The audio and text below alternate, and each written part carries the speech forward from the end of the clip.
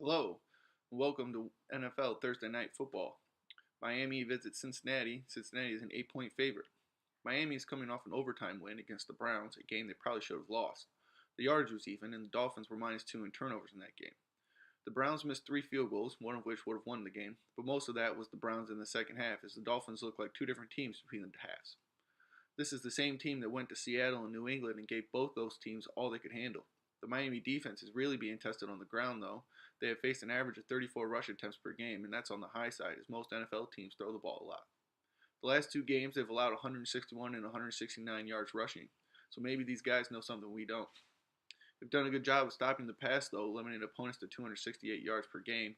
They've been unlucky in the turnover department so far this year, as they sit at -3.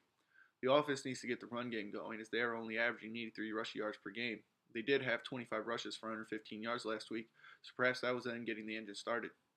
Cincinnati's off to a disappointing start for the year, currently sitting at 1-2. They squeaked by the Jets in Week 1, lost to division rival Pittsburgh in Week 2, and finally dropped their home opener to Denver last week. They've been right there in yardage with other teams in all 3 weeks, with only an average of 18-yard difference to their opponents.